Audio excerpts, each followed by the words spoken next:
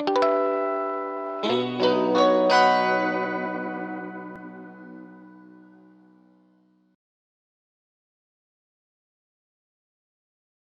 am going to create a back for my attic of my house, the top floor of my house. So I'm going to take a piece of cardboard, just blank cardboard, and a ruler and a pencil. And I'm going to measure the amount of cardboard I will need to cover that space. So I'll go ahead and turn this around and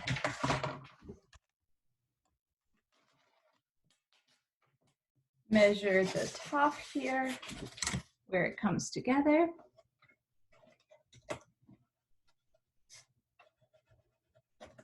And I'm going to measure the length of across here. So that is 12 inches.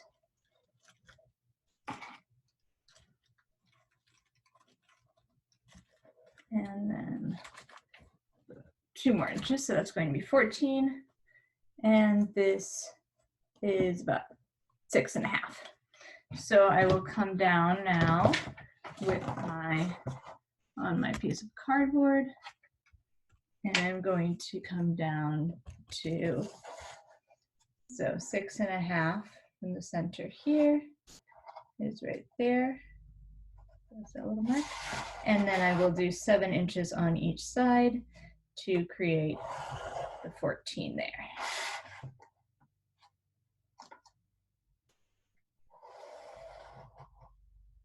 All right, and now I'm going to cut the cardboard.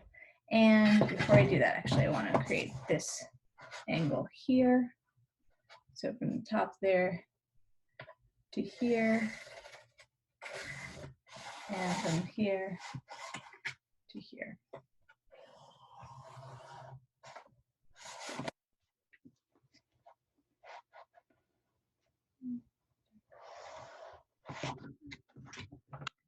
I cut it.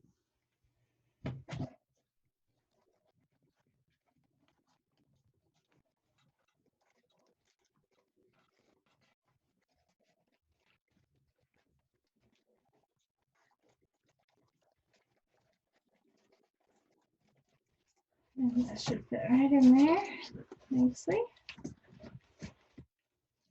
Looks pretty good. So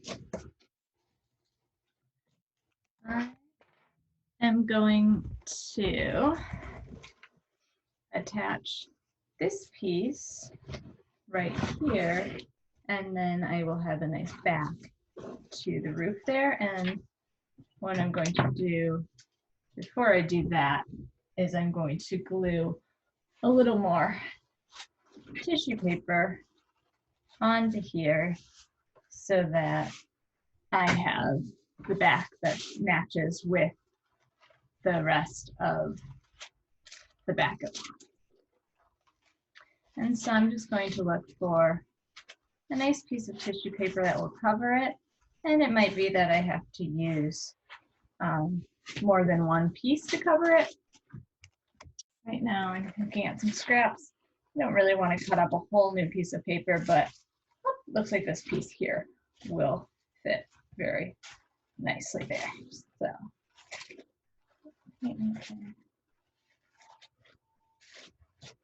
So I will just mark that.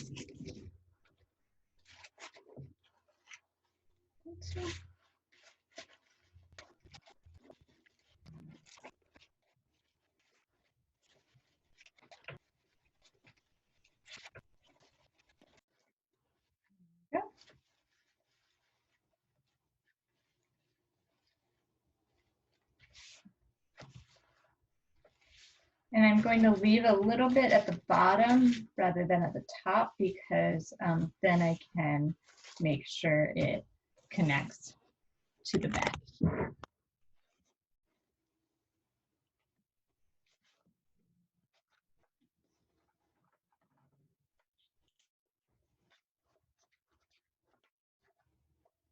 This again is my glue.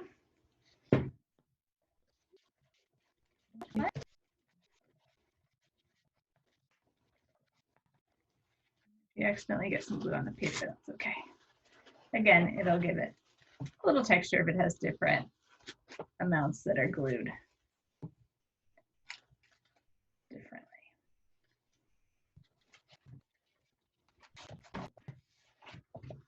All right, and now I'm going to, as I mentioned, just gently try to attach that. I noticed that this part sticks out a bit, making it a little bit difficult.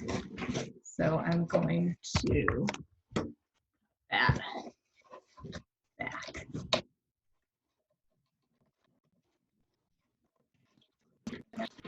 There. So to attach it again, I'm just going to tape it on for now.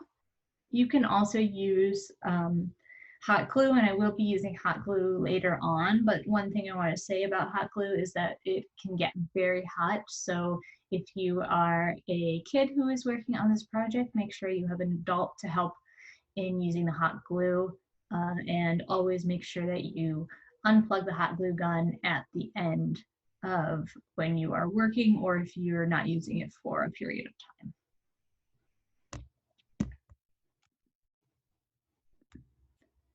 So I'm going to use tape for now. And don't worry about the tape showing, because we will be covering it when we start to cover the walls and the floors of the house. So going to lay some tape here, help tape my new piece. I'll just fold it back a little bit, like that.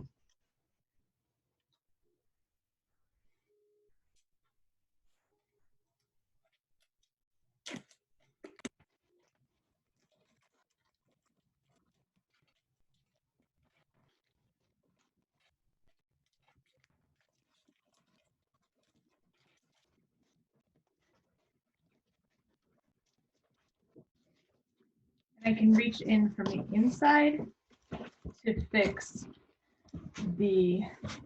those back pieces and make them stick onto here.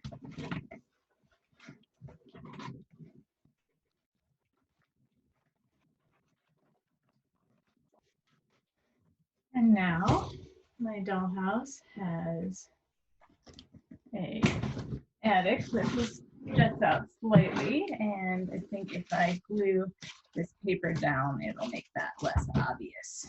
So I will do that.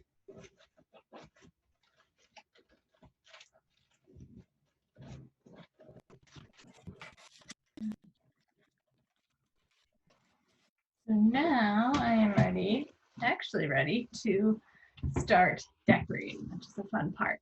So what I have done is picked out a number of pieces of paper and pieces of felt. And I just chose colors that I thought would go nicely together, would look good in a particular room. Really, the choices are all up to you in terms of the kinds of materials that you want to use to decorate. I would just recommend using a variety of colors. Makes your dollhouse look a little more cheerful. And think about the kinds of flooring that would go in different rooms. So I'm going to use white paper with also black marker to make some black and white tiles in the kitchen. I'm going to use also a white piece of paper to make some white tiles in the bathroom. And then I'm going to use felt in the dining room living area and in the bedroom. So here are the materials that I chose. So I have these papers. I'm going to use this kind of lavender light purple up in the attic, and the blue will be in the bedroom, the green in the bathroom, the yellow in the kitchen, and this deep kind of burgundy color is going to be the walls of the dining room living room area. I'm going to use this blue carpet, this felt for the bedroom, and this kind of neutral tan, light brown color for the attic, and also for the living room, dining room area. So what I need to do is measure all of the spaces that I'm going to cover, so I make sure that I have enough material to cover it, and then I can do it neatly. So I'm going to just measure all the spaces and then cut the fabric and the paper to size.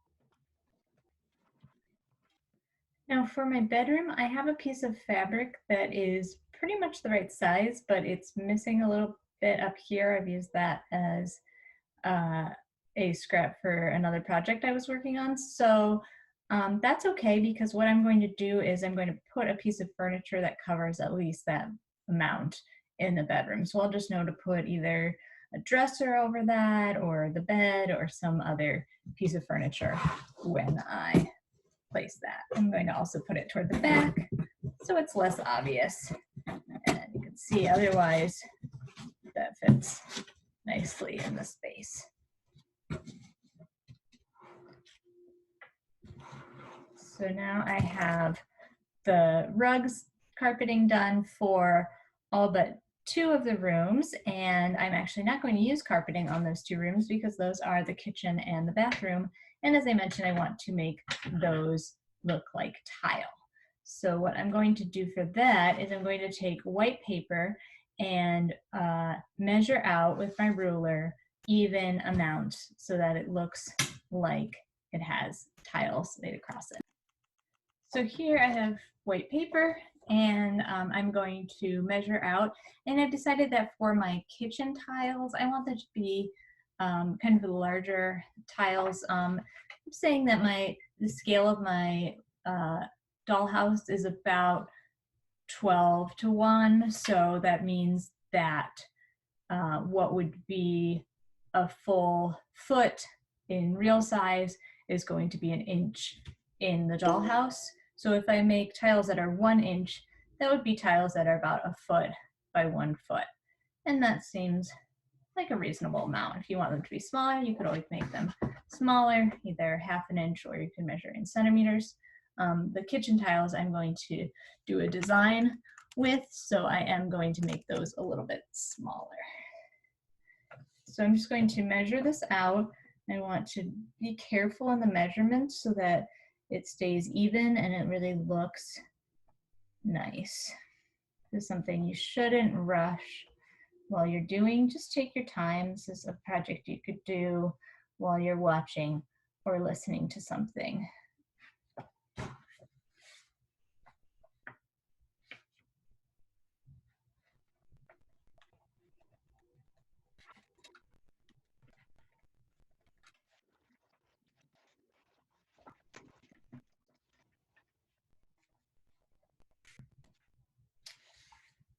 As you can see, I actually messed that up. So the one thing you want to be careful of is that you start on the same side of the page. So over here, I started on this end. So I actually do need to start on this end here as well.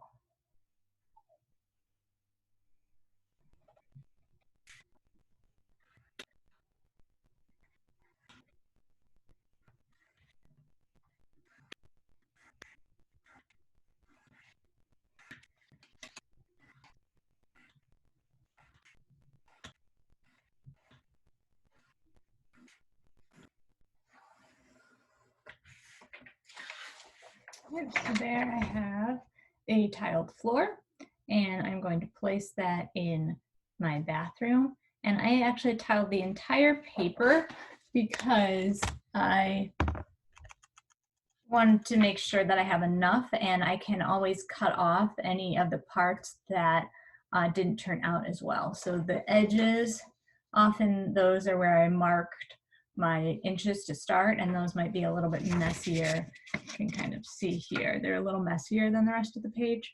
So hopefully I'll be able to cut those off when I measure out exactly how wide this floor needs to be. So mine's 7 by 11. So 11 is the exact sheet size of my sheet of paper. So I do need that whole length. So I'm going to put the messier part in back, but I only need 7 inches here, which is actually very neatly from my first line to my last line. So that works out well.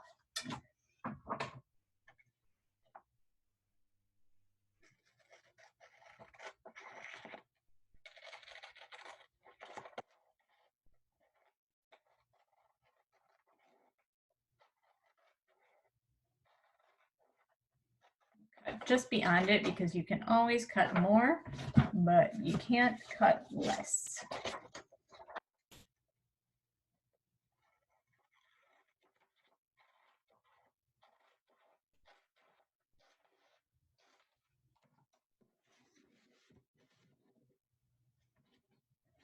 I might even want to tuck it under the wall here. So that's another reason it's good to cut a little more.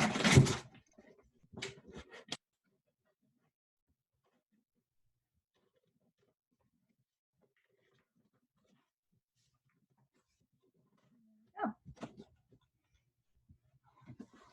So you can see I have a tiled floor, I have some blue carpet here, and now I just need a tile floor for my kitchen. And this one I'm going to do a little bit differently. I'm still going to make a grid on my paper. This time I'm going to use centimeters instead of inches. And the reason that I'm going to do that is because I want to make the tiles a little bit smaller, and I will show you the pattern that I'm going to create.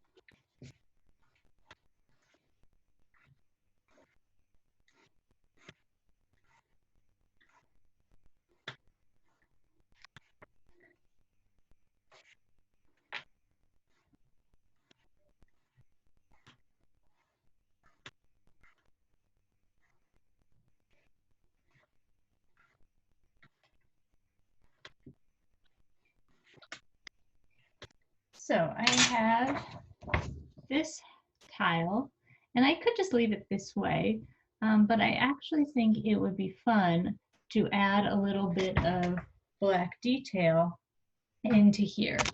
So I'm going to do that. I'm going to start by drawing it in pencil just to make sure it looks the way I want it to look. And then once I have it in a pattern that I like, I will go over it with a marker. And it can be helpful if for your markers, whatever color you choose to do your tiles, if you want to do your tiles in different colors, to have a fairly fine tip point. So you can see here, that's the point on this marker here. And I'm also going to use a larger marker for anything that doesn't need to be quite as detailed.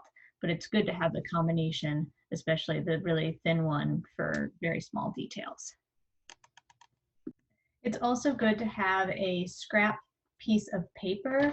It can just be something that already has some marks on it, or you're just using the back of something that you don't need.